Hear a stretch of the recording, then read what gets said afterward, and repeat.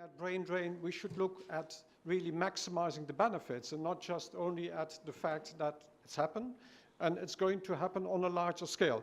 And when I'm going to talk about that, I very much want to thank also the organizers and particularly the princes. And then as a person who has been providing real leadership, some of you may have witnessed that days before this meeting took place, she was here herself in jeans, helping people to put up the decorations. That is leadership. No, that's the involvement, I think, on the floor was something in which she showed her strong interest. So, and that is, I think, in terms of the leadership, she showed a kind of a way of demonstrating how important this is. And I think this meeting is extremely important in the sense of sharing notions, but also for the Arab region to gain more self-confidence. In economic models, we think that economies are driven by investments, investments in human capital, investments in physical capital. I think there's also something like self-confidence, self-insurance, the way in which you stand in society, the way in which you think you can tackle things. And I think this meeting in this region does contribute to self-confidence. So if I would make a prediction, I would think that this meeting contributes maybe 0.5% of economic growth in the next 10 years. Maybe an exaggeration, but maybe it's actually also on modest side. So I'm talking very much about the theme. The theme of this conference, Science for Peace, and with that in mind, it's important to look at brain drain, brain circulation, not just in the context of developing countries, but much broader in the context of countries impacted by conflict and crisis. It was mentioned also by Prince Hassan when he said 66 million people in this region are on the flight, are fleeing. So that is people who are not easily also returning to the place, whatever education they have. So when we think about, say, countering brain drain, we think about brain circulation, people going back. There is no way to go back if there is a country in conflict. And so then educational capacity is paralyzed and also dismantled. Brain drain has been widely studied. I would almost say that in the economic literature, it's satisfied. There's everything you want to know about brain drain has been done, almost. I mean, you always can find something, and I'll come back to the things which, in my view, are important to further research. But for the rest, there are good data. OECD has data on immigration. There are good data from the United Nations on outmigration. So it has been very much studied and is generally looked at as a loss of human capital. Reasons for that loss of human capital are easy to find. I mean, many people here also in the room are themselves brain drainers, if you would want to call that, have moved to another country because, why? No one goes to another country because in the first instance, the opportunities in the home country are equally good. No, you go because opportunities are simply there and you want to move. Sometimes because you have no choice, you have to flee. And other times, simply because opportunities are much better. Now, this is not just something between developing countries and the developed world. When I was the president of Maastricht University, I tried to attract a Dutch lady in the US who worked at Rochester University in Madison. Excellent lady, and we very much went for attraction, wanted to attract people. And she said, simple to me, you can't hire me, not for my salary, but I have 200 people working here with me. And you're never going to be able to do that. And I had to agree. So it is simply opportunity makes that people move. And it's not just movement between developing countries, once again, and the developed world. But it is, of course, for the developing countries, far more of a loss where in the developed world, quite often, you can substitute to some extent. So let me then look at some of the studies which have been done. The direct effect of, say, moving from one country to another is a loss to the country, for skilled people. I mean, that is also the reason why they are so attractive in the other country. So there are always these two sides. It's a loss because of the human capital. They spillovers from human capital, but quite often it's only associated with part of that loss, which is the investments through public means made in that person. I'll come back to that because it's important to distinguish between the human capital built up and the public investments made in that. They don't have to be public investments. That's the point I come back to later. Indirectly, in the literature, there is a lot of what they call the brain effect of brain drain. And that is, for me, the best illustrated when I look in Morocco on the newspapers. The first page of the newspapers contains, for half of the page, advertisements of how to get a visa for the US, for the UK, for Europe. Morocco is a country in which is intent on migration. The population is intent on migration, apparently, because, I mean, if you have the first page of the newspaper, then, of course, it must be in that area. And economists call that an overlapping generations model. It's clear that that makes also higher education far more attractive. It can give you a chance to move, where moving apparently is among the population something which is extremely popular. It's in the minds. So that's called the positive effect on that's the brain part. Some people call it, you have the brain drain, but you have also a brain part increasing the participation to higher education beyond what it would otherwise have been. There is an effect on remittances, widely studied. Last figures show that indeed skilled migrants remit more. At the same time, has been not much of a change in what they remit. So there has been a tremendous increase in remittances, but that's totally explained by the numbers of migrants. Integration in the home countries, in the global economy. So indeed, that is the localization part. There is a lot of transfer. And migrants help integrate their origin country into the global economy, and skilled migrants contribute to the origin country before they migrate. So that's another aspect. But the first aspect is very much also due to policy. And there are beautiful articles where it's shown that some countries who have deliberate policies do much better in circular migration than others. So I think this is really advice also to the ministers of education, but maybe more to those of economic affairs to ensure circular migration. That is, I think, a combined effort, which anyway will also in further recommendations be my line. This is not a matter of education only. It's a matter of the full cabinet to be involved in these questions. So brain drain, a one-way ticket, well, doesn't have to be. It can also go the other way around. In this respect, China, of course, a good example. Thailand has good examples. But there is an elaborate literature on what Pakistan did, and which also is looked at as a good example. So intermediate conclusion for the Arab region. Outmigration of brains from developing countries to the developed world is going to stay and to increase. Now let me explain a bit about that increase. So in general, it is the distance between the country of origin in opportunities and the country of destination, which makes migration grow. We are in a kind of a bad state in world development, in the sense that there have been periods of convergence in economic growth, and we are now maybe in some period of a standstill of convergence and maybe of divergence. One specific point, I take this here from the European Union, is that you see a strong divergence between the north and the south of Europe.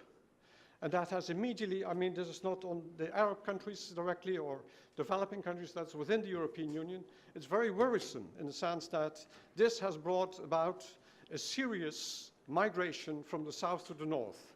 Maastricht University, where I was the president, was very much a university which benefited from this. But not only the university, 20% of the foreign students stay and are actually a major input for the local economy. Italians, people from Spain, from other countries. So that is also happening with many developing countries. So we should really watch and ensure that we again recreate convergence. 5 minutes. Yes, I'll be moving on. But in any case, my whole point is e-migration of skilled personnel, skilled people is going to stay. And it's going to increase. It's now 10% approximately of the Arab skilled population, and it's going to increase. I would bet it will be 20% in some 10 years from now. And that has a lot to do with the fact Arab world is not moving fast enough in economic growth, while other countries are moving quite fast ahead, but also increasingly feel a skilled labor shortage. European Union countries, but the US, of course the US drives completely in its STEM fields on imported brains, but also Europe increasingly is looking for brains. So we'll have a tremendous pull on brains from other countries, including the Arab countries.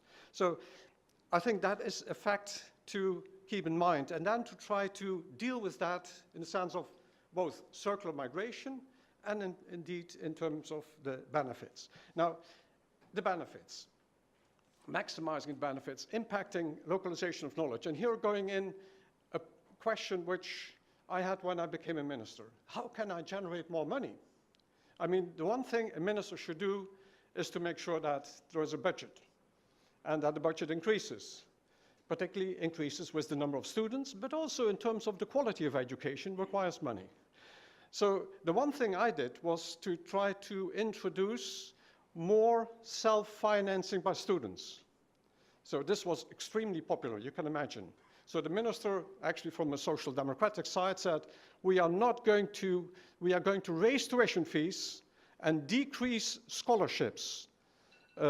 No, we increase loans, and we particularly also give more scholarships for those whose parents have low incomes. But we increase tuition fees, making lots and lots of money available. Actually, I'd almost doubled the budget which was available for universities by doing that. And at the same time, this is very much a social democratic approach. I mean, you don't have to be all social democrats, but you all share my notion, I think, of equity.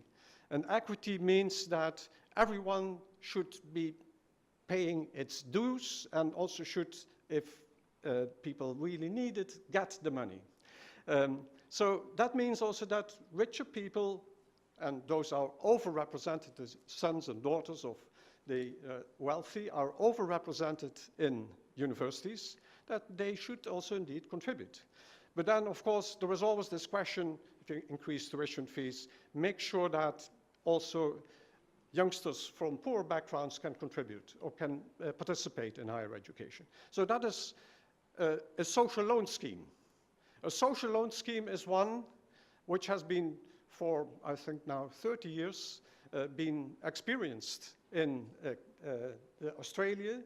The Dutch were the second to start with this, and then the Brits followed in a way in which I thought this goes pretty fast. In the UK now, university tuition is full cost tuition.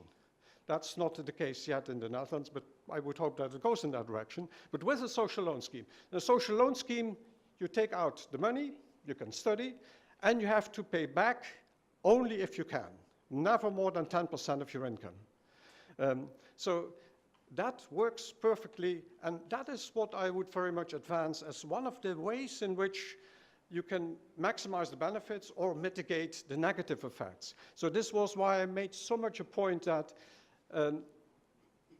say, brain circulation will continue, it will increase, but try very much to make sure that it's not going to be on the costs of the developing countries.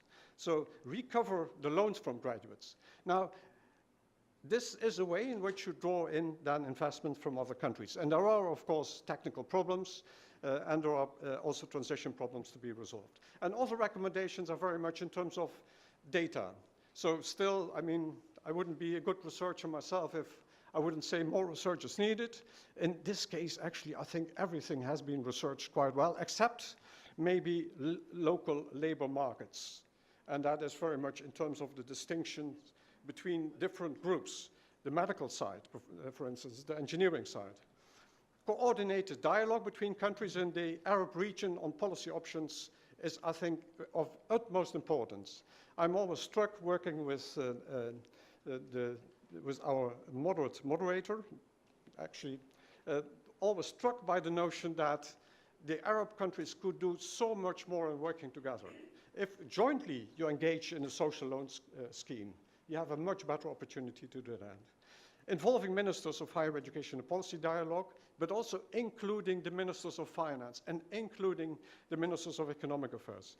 Target the causes of conflict and crisis, which are not only contributing to outmigration, but also to, more importantly, to preventing the circular migration. Public-private sector partnerships. Here, a case of Ethiopia. And Ethiopia has tremendous investments in new firms. Ethiopia is actually very much a darling for investors. My example was 2 Dutch companies, Unilever, well, half British, but we forgot that part. Dutch, British firm, one, DSM, another one. Localizing in a certain place, and the universities there were not aware of it. And so my proposal was to the Minister of Higher Education, look at your foreign direct investments and tie them up with a, say, research side. That means that your graduates are being trained in combination with what is provided in terms of research facilities and simply also production facilities of firms. And this was just from the Dutch side, where I could also have the dialogue with the Dutch investors on this. But it turned out that it was extremely difficult for the Minister of Economic Affairs, and I can understand that. I mean, I've been myself in the cabinet for 9 years, and then you feel not always that the Minister of Economic Affairs is your friend, but you have to work together, and that working together is important. And enable circular migration by improving specific sectors. And that is, for example, ICT. And that is also something which you could do on the level of the Arab states. And that is what I very much want to communicate. Shukran.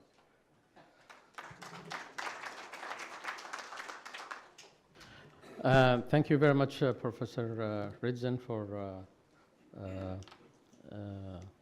presenting to us, first of all, the state of the Arab states in terms of brain migration, and giving us the quote-unquote bad news that it's going to be increasing. It's about 10% nowadays and might go up to 20%. And the main reasons for that is the very slow economic growth in the region, and that is taken. But again, currently there is shortage of skilled labor, and to have economic growth, the cycle is vicious because you need critical mass. So we are going here in circles. Now, with the increase of participation of people who can go to higher education to actually go to universities, that might reduce the effect of brain drain. But I'm still wondering whether that would bring us to the level of knowledge transfer and localization. It looks like it's not something that is easy to actually find solutions for. Professor Ridzen showed the scheme where you can actually call for loans, student loans for with social loan scheme that people can actually go for, and by that you actually increase your intake to higher education. I'm going to leave it at this point, to listen to our third presenter and then open the floor for, I don't know, I think it's going to be a heated discussion. Our third presenter is, I would first say he is a fellow national. That makes me proud that I'm from Sudan. He has, whenever you mention the name Twas, you have to have him in your mind, Professor Muhammad Hassan Haj Ali. And the professor has been associated with Twas for so long, but out of that experience, he led to a number of initiatives, global initiatives and partnerships. He is currently the co-chair of IIIB. He is also on a lot of the advisory councils for a number of science academies in Africa and in Asia. And I leave the floor to Professor Muhammad to find us a solution on what we're trying to get to. The floor is yours. Okay, thank you very much, Nazar. And let me first of all extend my sincere thanks and appreciation for the Royal Society of Jordan for inviting me to participate in this extremely successful forum. And I would like to thank you, moderator, for inviting me also to be part of this panel. By the way, his full name is Nazar Muhammad Hassan. And although he looks like my son, he is not my son. I am also extremely delighted that my mentor and former boss, Professor Adnan Badran, is here to listen to us and to participate in this panel discussion. And I would like to beg for 5 more minutes because I have to speak in front of my mentor and former boss. Okay, so this is the outline of my talk. I will say a few words about the challenges facing science and technology in developing countries. And then I will speak about the role of governments and its partners in promoting science and combating brain drain, and the centers of excellence. And then I will, if I have a few minutes left, I will talk about the way that TWAS, that was just mentioned by Nazar, and also OST, this is the Organization for Women in Science in Developing Countries, what role they play in combating brain drain in developing countries. And I will end up with some key messages. Perhaps these key messages are the most important part of my presentation. So I hope that will leave me with a few minutes to talk about the key messages. Okay, the challenges, I just want to highlight the challenges facing developing countries. And of course, the most important challenge facing developing countries, not only developing countries, but the entire world, is how the Sustainable Development Goals can be achieved by all nations, by all countries. Bearing in mind that these are global SDGs, they are complex and they are interconnected, and the only way to address them and to achieve them is through science, technology, and innovation. That was highlighted also yesterday in the plenary. And the second challenge, which is very much related to this, is the way that science is conducted globally, the changing landscape of global science, technology, and innovation.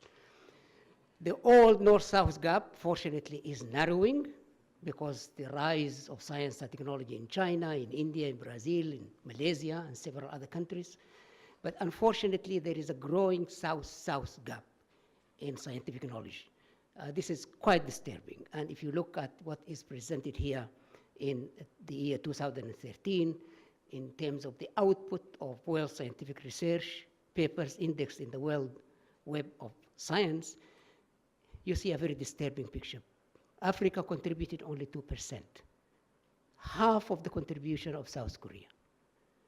This is really something that we have to address, and the only way to do this is to train and retain a critical mass, as you mentioned, Nazar, a critical mass of STI talent and leadership in all countries.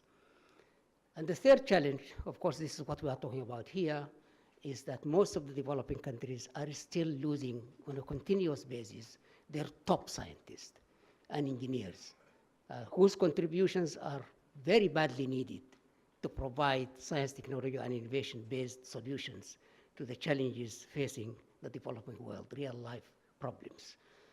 And as was mentioned by Professor Ritzin, the living, working conditions, the research facilities, the job prospects, the security are among the most important pushing factors.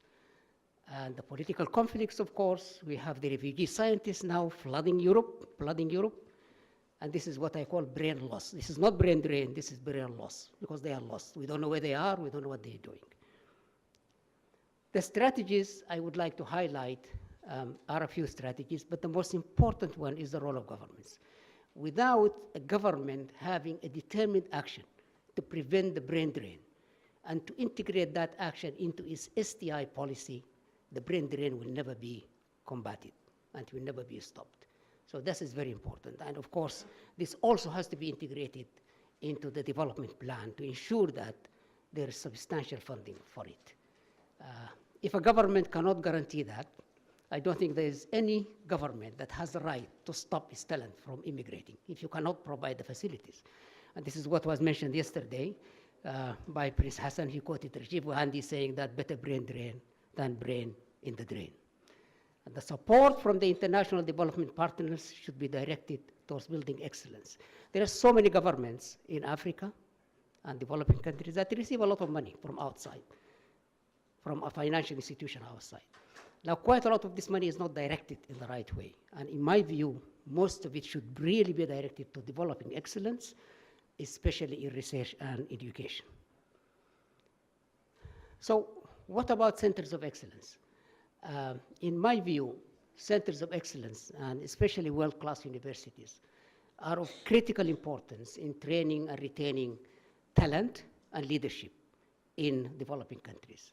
Because if you have an institution of excellence or a center of excellence, it will act like a magnet. It will attract the best and brightest. And we have seen this in many, many countries. Whenever you have a center of excellence, you have a critical mass of most talented and experienced scientists. So centers of excellence is very important also as hubs for free international collaboration, which is needed in science and technology. And this is what we call brain circulation. Centers of excellence, in fact, is a very important notion, but it varies enormously. A center of excellence can be an international center, it can be a regional center, it can be a national center like the Royal Society, Royal Scientific Society. This is a national center of excellence that has a critical mass of researchers doing excellent work. But it can also be university-based. It doesn't have to be a standalone center of excellence, it can be university-based. And it can even go down to units within departments of universities. And when it comes to international centers of excellence, we all know that the biggest international center of excellence in the world is CERN. But there is the ICTP, the International Center for Theoretical Physics, who is doing excellent work in combating brain drain. It can be the International Center for Genetic Engineering and Biotechnology, also located in Trieste. And it can be this center called BGI. Some of you may not have heard of it. This is what used to be called Beijing Genomic Institute. But now they dropped Beijing Genomic Institute and they call it BGI. I was there just last week and I was highly impressed to know that this is actually the largest genetic research center of excellence in the world. And it is based in Shenzhen, in China.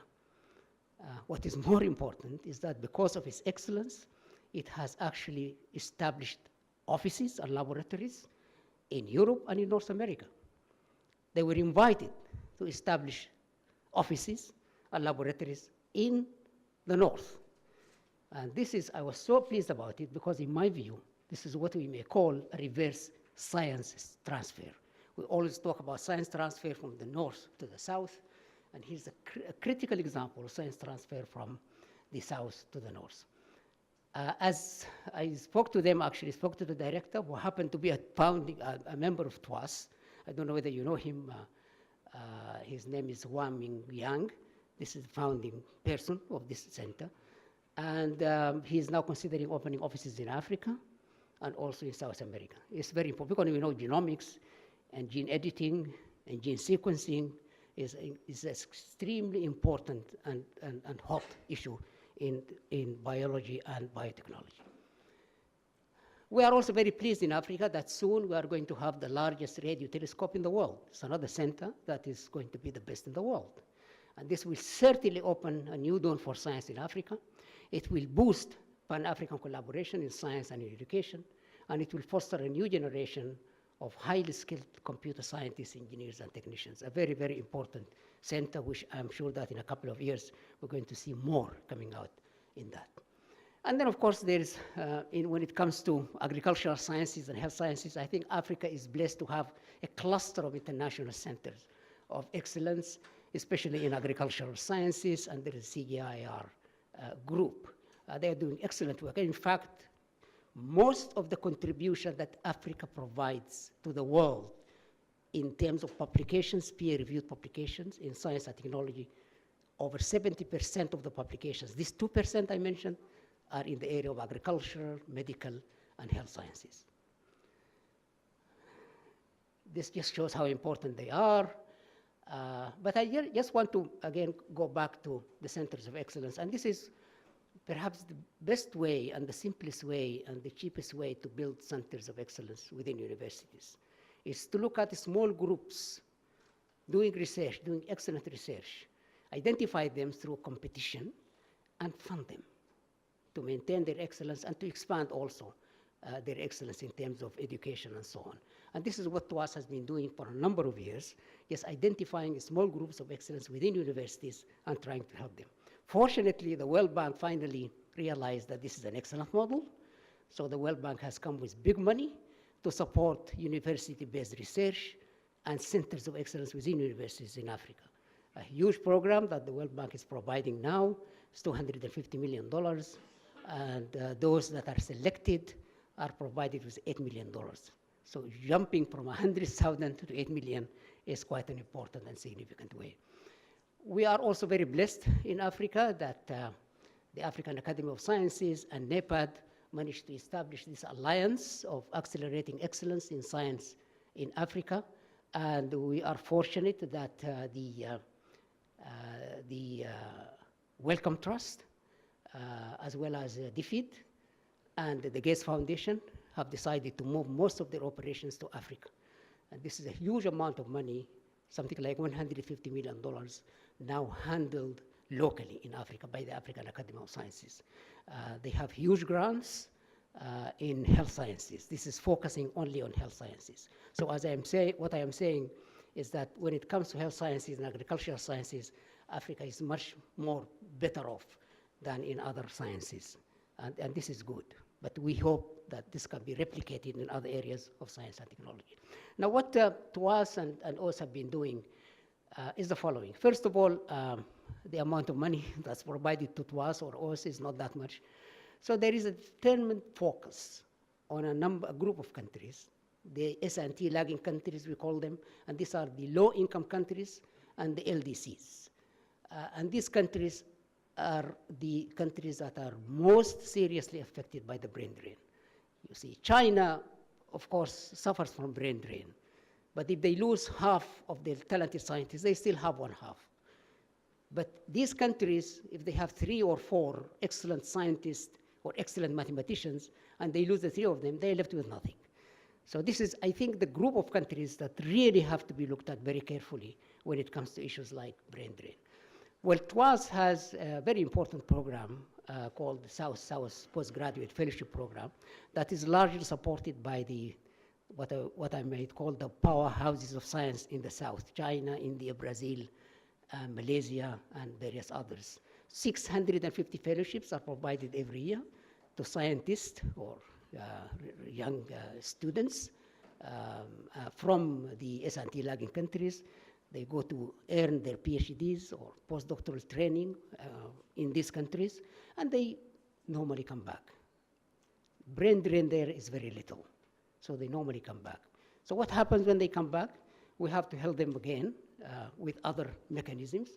But these are, for example, the centers that have been selected by TWAS within the Chinese Academy of Sciences as centers of excellence, working in various areas like water and environment, like space science, climate and environmental sciences, green technology, areas that are very relevant to the SDGs. When they come back, normally we have found that these scientists are lost. They do not get a startup type of grant to enable them at least to establish themselves as young researchers in their own environment, in their own countries.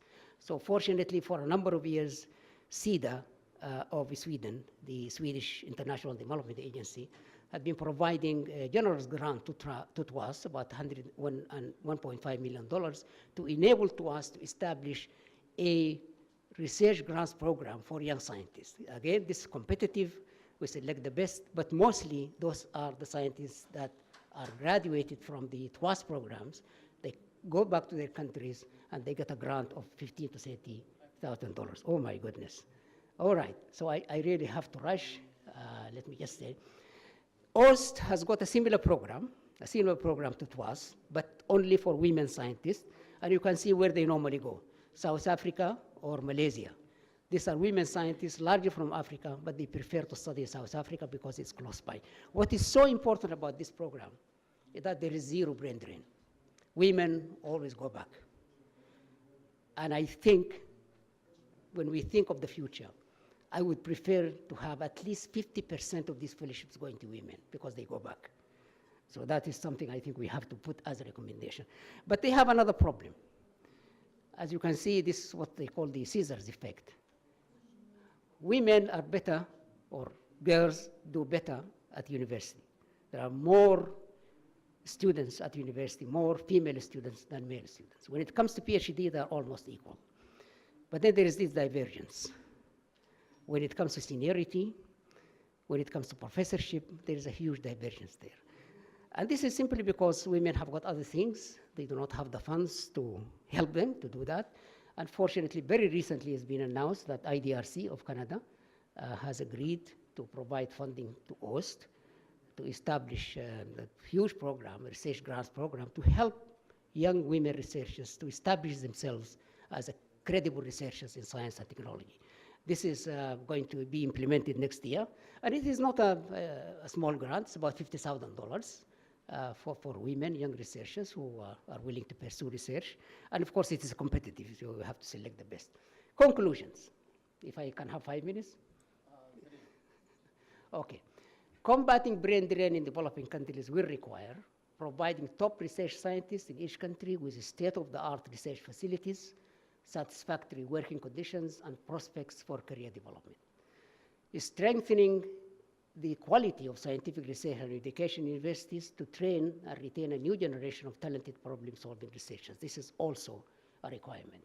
It will require increasing financial support to young scientists to pursue postgraduate and postdoctoral training at top universities in the developing world, what I call South-South cooperation. But if I might just go on to the last one, and that is ensuring that support from international partners is largely directed towards strengthening the research universities and building centers of excellence. So I feel that North-South cooperation should really focus on this, how to build excellence, how to help to reestablish and rebuild universities, and how to build centers of excellence.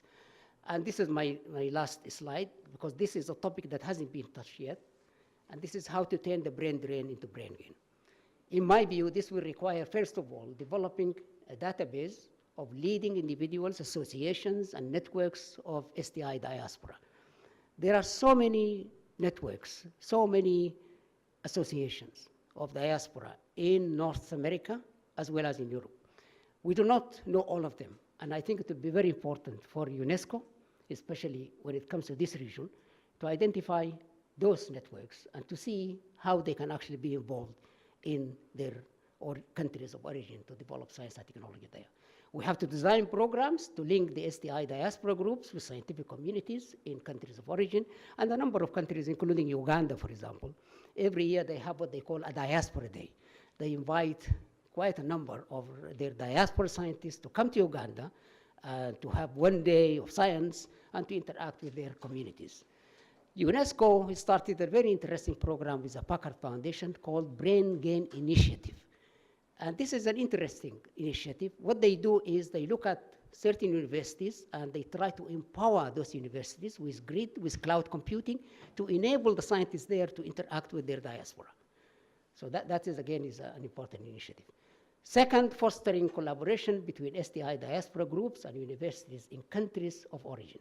Now, this is my most important recommendation here, is that we have found that there are certain, as I mentioned, certain associations like this one, National Arab American Association of Engineers.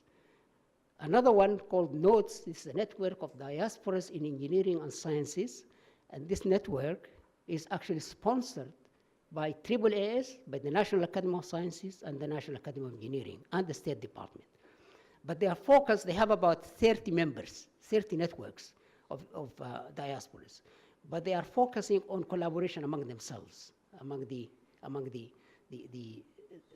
participants of this network.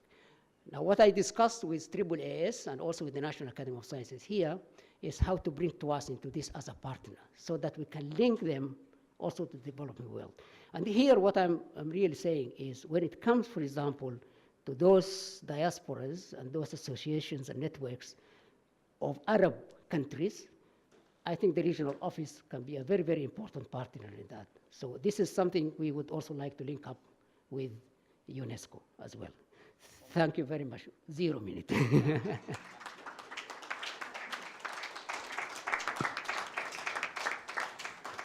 Excellent. Thank you very much, Professor Mohammed Hassan, for these insights. Now, yes, please.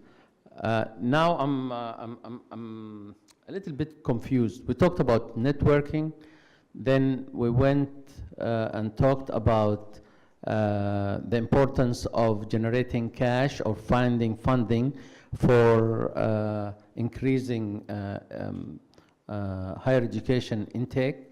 And then we talked about creating actually hubs or university-based centers of excellence. And I don't know if this combination can put into a perspective of an initiative that can be practical for our developing countries. Maybe I have just one thing in mind here, is that some of our countries have built universities, but they don't have the critical mass that would run them effectively. The quality of education is going down instead of going up. And yes, they need funding. That is not keeping people to stay. The bright people are leaving out. There are a lot of isolated partnership kind of initiatives, but it's not really working. So I call on our first discussant, Dr. Soxing Shang. Where is she? She's right here. Okay, that's fine. She's actually, other than being an excellent cancer researcher, she is a co-chair for TWAS Young Affiliate Network and Young Scientist Network of Malaysia. And I actually present her as the voice of both women and youth to look at what our presenters said and give us a perspective of where does she find a good platform to actually address both brain drain and knowledge transfer and localization. Because now from what has been presented, it seems to me that combating brain drain is an important condition for actually establishing knowledge transfer and localization systems, because you do funding and you need the critical mass. So the floor is yours. Thank you very much. First of all, let me thank the moderator and my fellow panelists for this opportunity to speak. I'm privileged to represent the voice of the young scientists, and I'm actually not the only one. There's several people I want to introduce on the floor. We have a representative from Malaysia, from the Young Scientist Network, Dr. Adi. And we also have several members of the GYA, like Dr. Orakanoke here, and her colleagues as well. So please jump in if you want to add more. I think the first thing we really have to acknowledge is the fact that brain drain is going to widen the gap between the developed and developing countries, and that's a fact that I think we have to acknowledge. Secondly, we have to really examine why people are leaving their country of origin, because I think nobody wants to leave their family behind, whether it's their mom or their grandmother. So therefore, in order to be able to address the issues, we really have to understand the situation. My fellow panelists nicely talked a lot about opportunities that enable young people to be trained, but I think we have to look at the other side of the coin, where I think young scientists basically leave their country of origin mainly because of the lack of career prospects, low wages, social injustice. I mean, basically, they're not judged based on their capability or ability, political instability, which was talked about, and importantly, I think the lack of intellectual support, the lack of critical mass where you actually can really run with your research ideas. Let me give you an example. So I have colleagues who have been able to win scholarships to go to places like Cambridge or Oxford. But when they come back to Malaysia, they seem to wither and not be able to publish or even set up their own laboratory. So the question is, at least from the government, is I send you to an Ivy League university and you spend 5 years there, but when you come back, I expect you to hit the ground running and start publishing in Science and Nature, because that's what you did when you were in Cambridge. But you have to face the reality that when you come back, you're not in Cambridge. You do not have core facilities, you do not have people who have been in the field for the last 20 or 30 years. So you start from ground zero on your own, and sometimes without the support or any mentor at all. So this is the reality that young scientists face, and I think there are several things that I think can be put in place, and I echo Professor Hassan that a lot of it has to do with the ecosystem. And talking about the ecosystem, I think the government does play a major role in building that ecosystem. So in terms of looking inside, what can we do within the country of origin first? I think, first of all, we need to set up the critical mass, which means that we need to reward people, first of all, who choose to come back. I know a lot of governments first try to put schemes to attract people to come back. But when people are looking through the website of organizations like Talent Corp, which is an organization in Malaysia, which will try and bring back the diaspora, they will first ring their friends or Google, how well these universities are doing. So if you don't reward the people that are already in the university first, you're not going to be able to attract your diaspora back. So that's the point I would like to make. So those who stay back shouldn't be second-class citizens. Instead of trying to bring back people, I think first we need to reward the people who do well in your own country. I think secondly, we need to create centers of excellence and create the environment where people can actually get work done and to be competitive internationally. So if a postdoc comes back to your home country, and the first year they try to set up their lab, the second year they're still trying, the third year they'll be gone because they will realize that their CVs do not have any publications and their careers will be ruined. So that's when I think people start to think about leaving their families behind. What about trying to utilize, or if we cannot bring people back, we need to devise ways of how do we tap on the diaspora that is out there. So personally, I have been able to benefit a lot from Malaysians who are overseas, because I think people from your home country always are generous to help their own people, regardless or not they choose to come back. So some of them feel that they are in a better position to help their fellow countrymen when they are abroad, rather than coming back and being in the same boat, or perhaps a sinking boat. Yeah. So therefore, I was quite surprised yesterday at the opening that the Jordanians really rewarded their countrymen who did really well outside the country. This is very, very rare. I mean, anybody in the audience who knows their country did that, you can put up your hand. I mean, certainly I know that if you want to reach out to your own countrymen, you have to do it on your own. So this is actually quite an eye-opening for me, and I think this will enable people who choose not to come back to help their countrymen a little bit better. So I really applaud that move.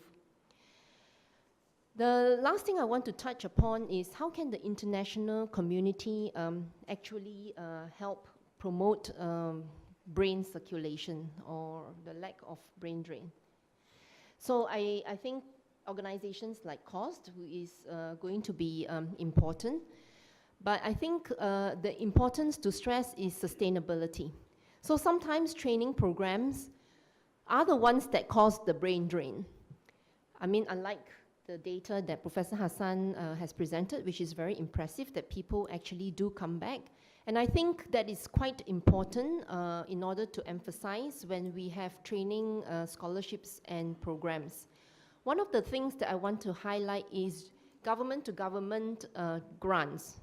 So one of the ways that government can actually build capacity without losing people is come together with other governments, and one of the ones that do really well is the Newton Fund, I think, where the UK government actually invests 50% and the home government will invest 50%, and the output of the grant is actually technology transfer.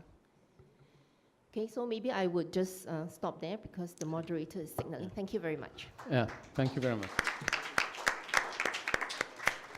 Okay, I have about 20 so minutes, and what I'm going to actually do is pick up 2 or 3 questions from the floor or people who can have some practical comments on how to accelerate the achievement of the goals that we're talking about. You know, we talk about the Agenda 2030, it's less than 15 years away. We don't have much time. So if we still talk about designing programs and creating databases, we are so behind because we need to have action yesterday, not now. Okay, so I'll pick 3 or 4 from the floor, and then I'll come back to our panelists and see if they have something to add. Dr. Ghaith, تفضل. No, you start. Dr. Ghaith is the director of UNESCO Cairo office, but he is also the author of building knowledge societies in the Arab region.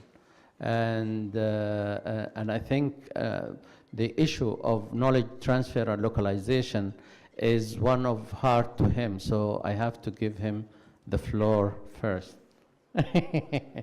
تفضل دكتور.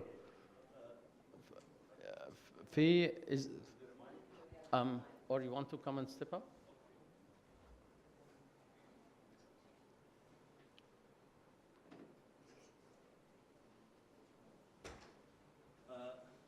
Thank you, Nizar, for this. Actually, just to clarify, the Arab Knowledge Report is a product of was a product of a collaborative effort in which over 350, shall I say, Arab scholars contributed to. So, and I had the honor and the privilege of being the coordinator, director of that collaborative effort. Our main aim was actually to see how can we accelerate the advancement of the Arab region towards establishing the aspired knowledge society and knowledge economy within the region. So basically, I don't think I have the time or this is exactly the podium about talking, but talking about the Arab Knowledge Report, as proud as I can be of it, but still, just listening to the valuable speeches that were presented by the panelists and the issues of knowledge transfer and localization and the issue of brain drain. Well, I think we all agree that these two issues are highly interlinked.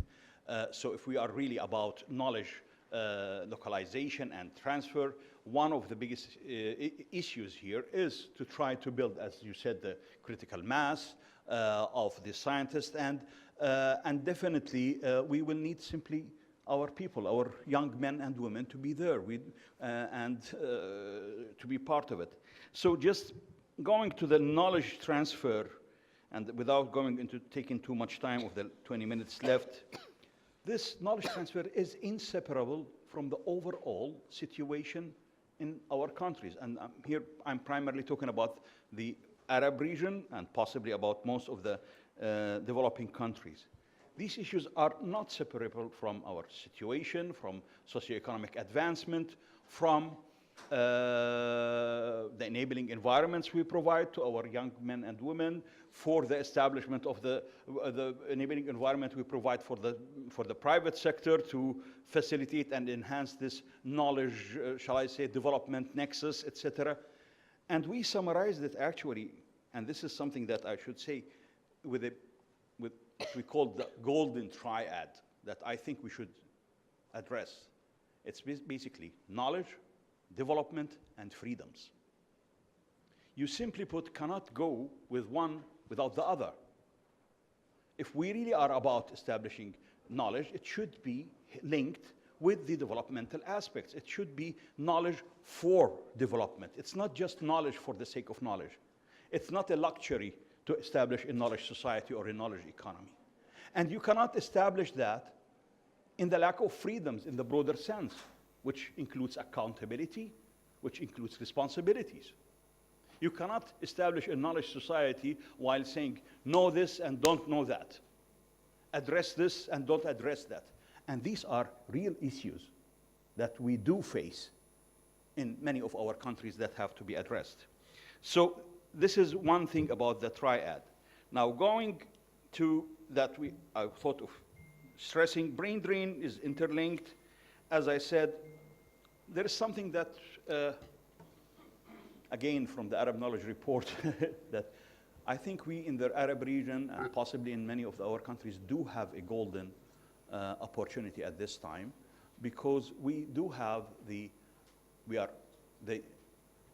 youth bulge, which can be looked at as an asset rather than a liability. So we have younger population that are enthusiastic, that are highly educated, and many of them, and they are highly educated because of these small machines. They have the opportunities of being exposed to the outside.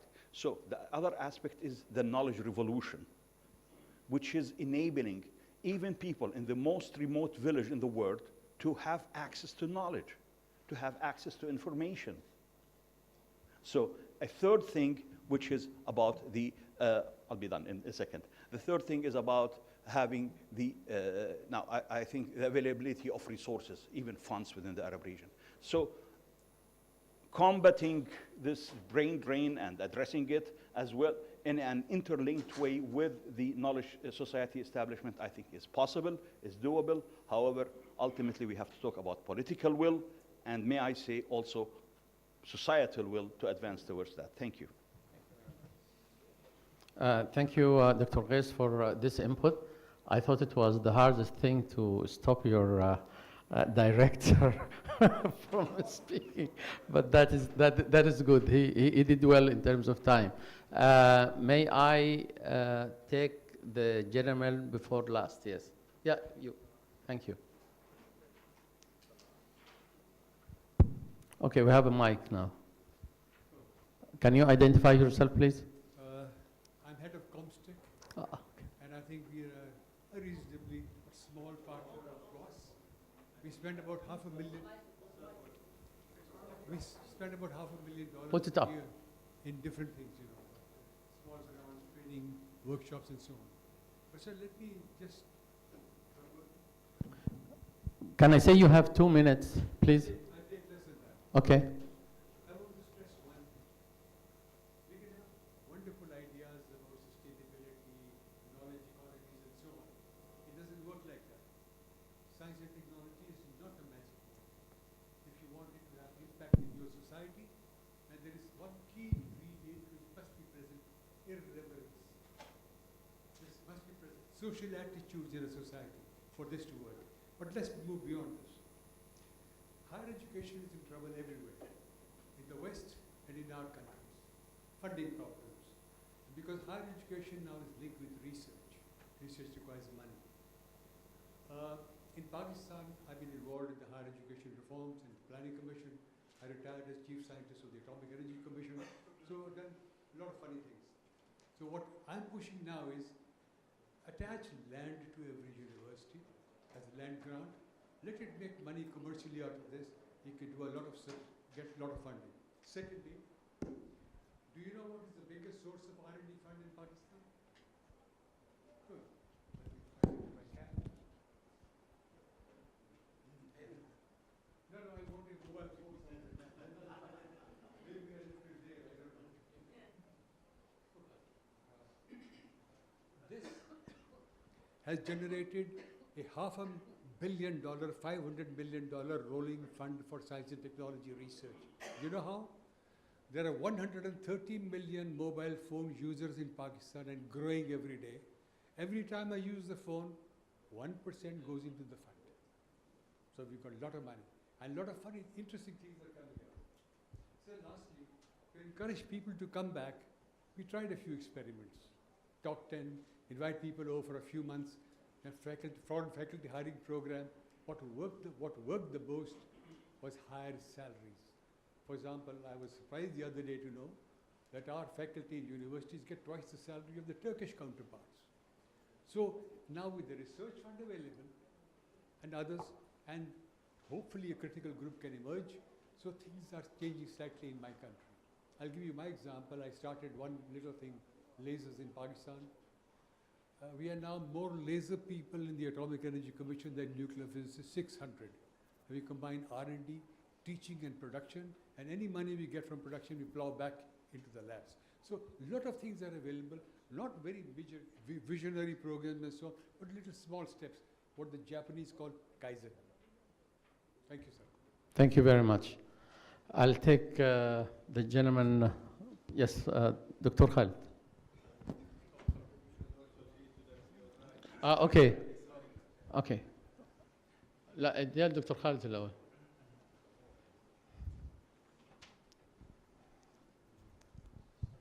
Thank you very much. I think what I've been missing so far in this discussion is the relationship between aid and brain drain. Okay? So the idea is there is an inverse relationship between the two. I mean, if you go abroad to study when you're, let's say, after finishing high school, at the age of 17, 18, the chances that you're not coming back is much greater than when you go for, let's say, postgraduate studies, for master's or PhD. Because, you know, you had the time really to build strong relationships with your family, with your society.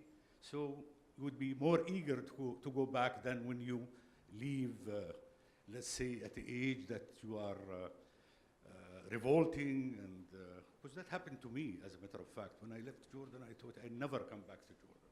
Okay? But okay, 10, 15 years later, because of certain circumstances, I could come back, and I didn't regret that I came back.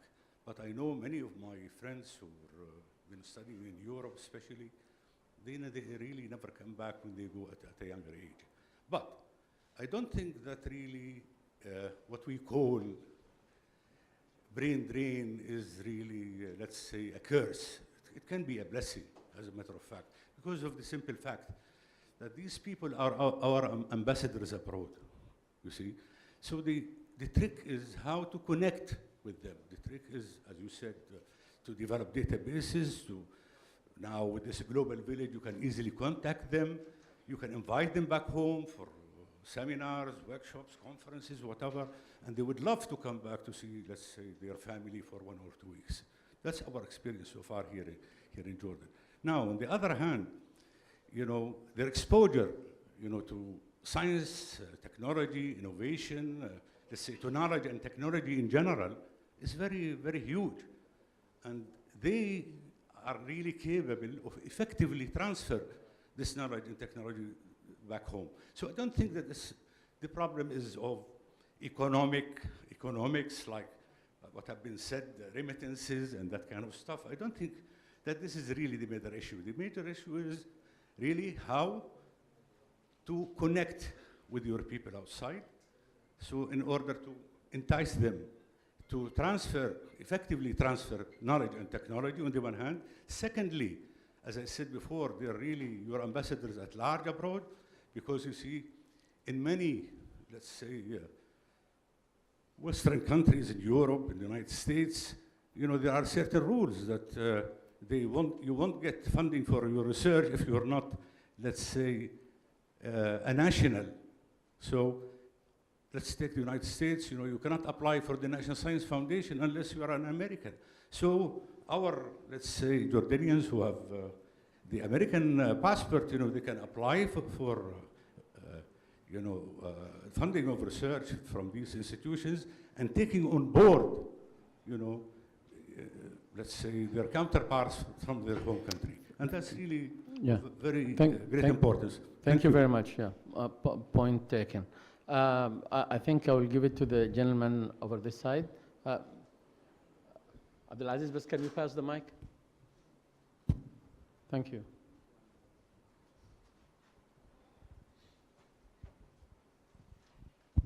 Thank you very much. I think when I read about history of my name is Endesho Bakala, and I'm from Addis Ababa University, geneticist by profession. Abdul Salam, the creator of the Third World Academy of Sciences, whom of course appointed also Muhammad and others, when he first returned to Pakistan, he was very much frustrated, and then he has to go back. In fact, had he been in Pakistan, it could have been wastage of brain. And I think when we see several Africans and Asians too, those brains that went back and remained there were wasted. I know a student of Krebs cycle in biochemistry.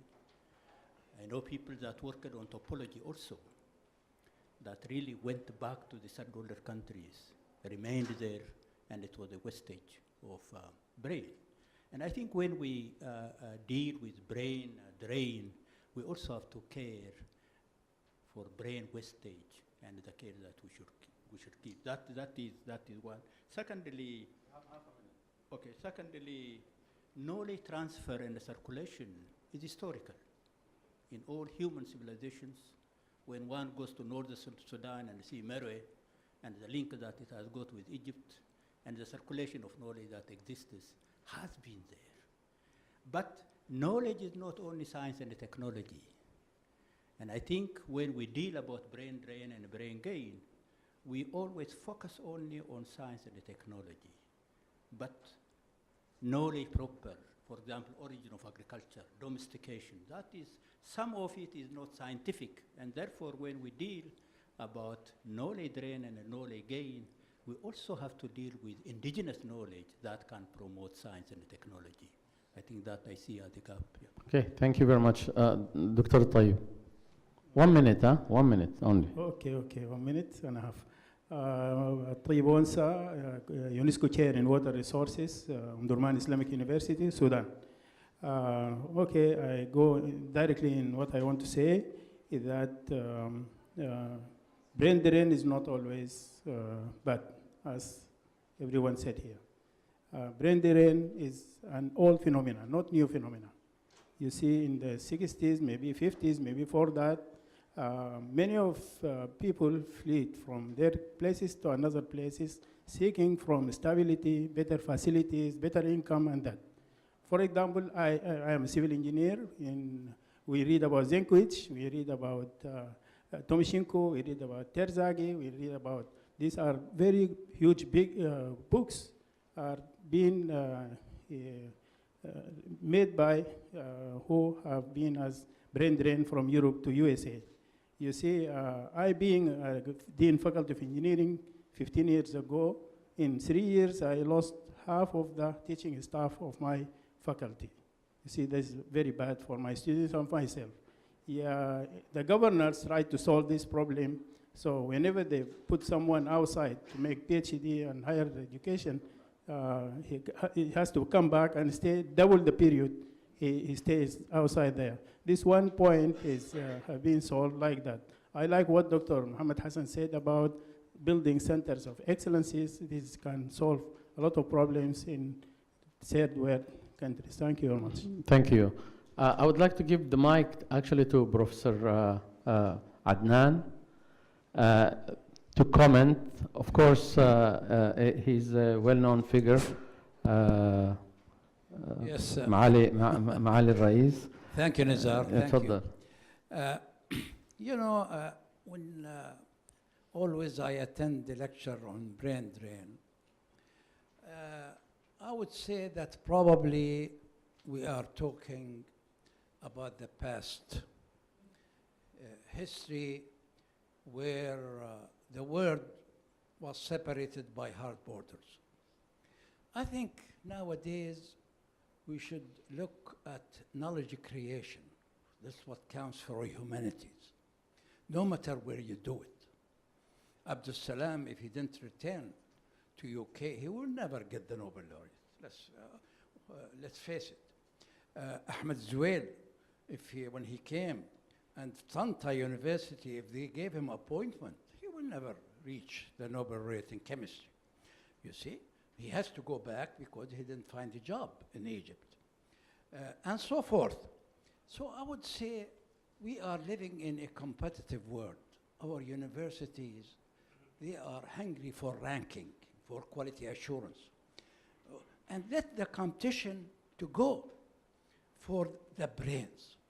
Let university get the best brains in the world without saying we lost a brain from Jordan to Florida. I'm talking about Isa here. For Florida. But we are gaining really from Isa Batarsa, working in Florida State University, much more than if he came back and stayed in Jordan. Because he has the facilities, he's publishing, we are sending for him graduate students, he's helping us, like he's coming to participate in this conference. I think it's about time to say that let us compete for the brains, wherever it is, and not put borders against international students or international professors, like we do here in Jordan. We say no more than 25% allowed for foreign or international staff. This is wrong. This is wrong. This is less ranking in QS, in Times, in Shanghai ranking, because the more international students you have, the more international professors you are, the much better.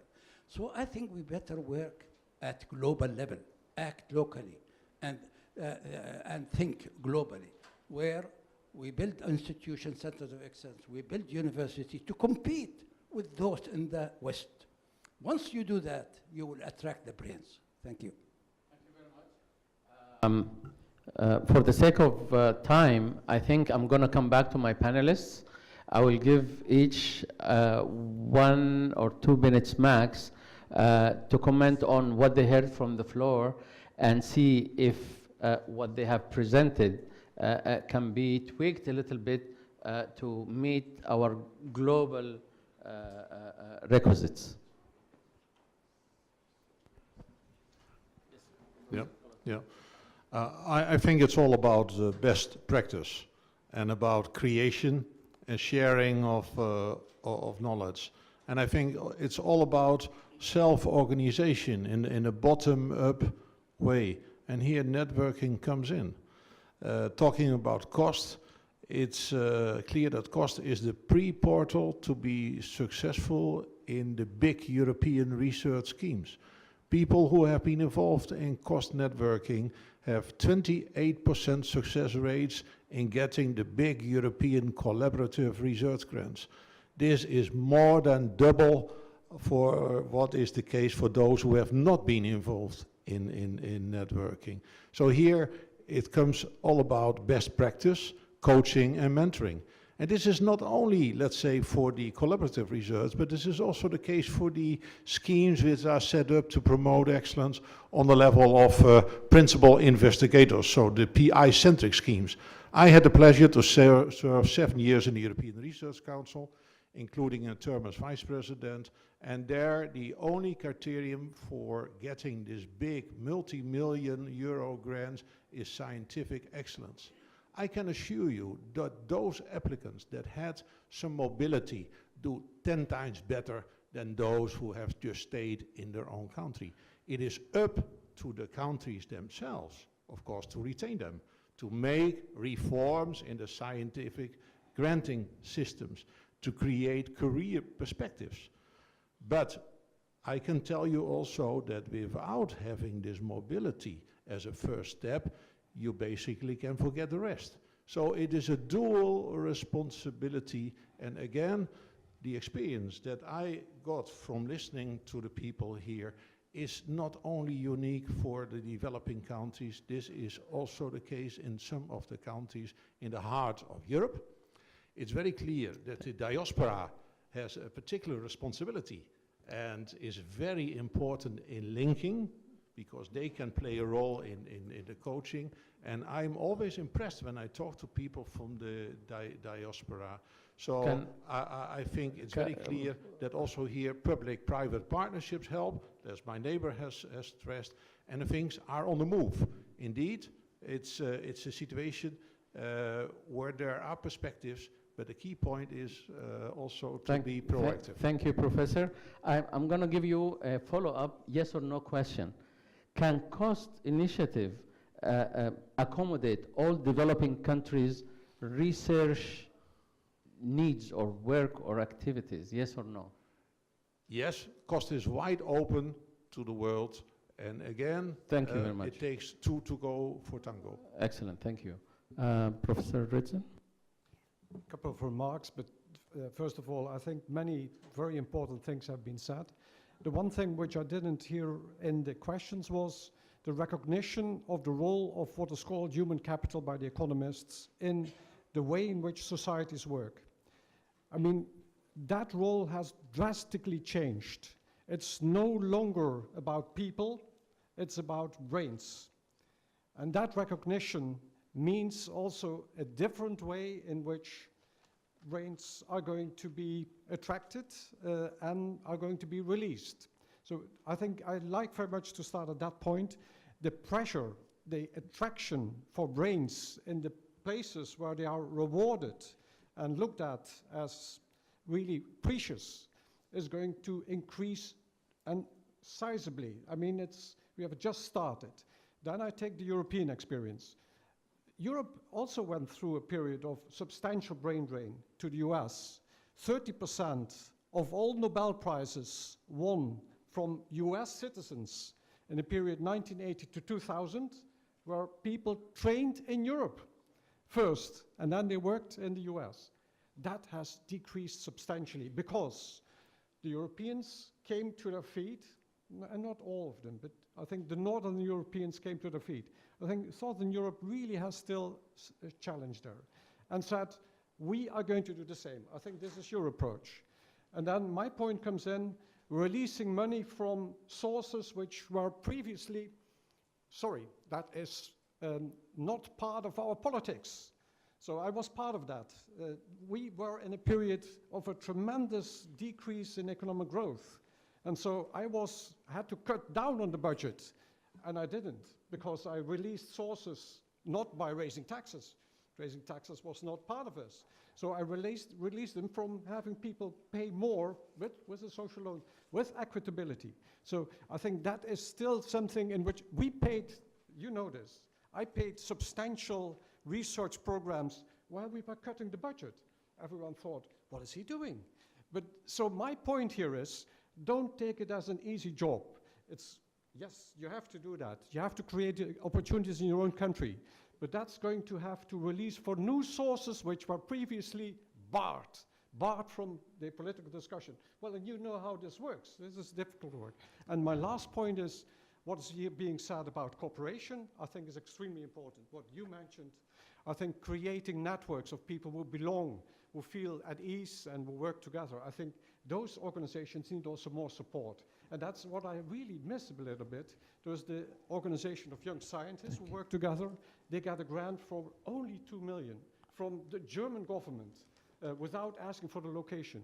I think this is really a role for the international community to come in. And lastly, I think in international community thinking, World Bank, other agencies should invest far more in research and in higher education as being, they say, propellers of economic growth. Thank you very much, Dr. Rizwan. Dr. Mohammed Hassan. Thank you very much. I totally agree that it is impossible to stop brain drain. Why? Because the competition for talent is becoming global and is very fierceful.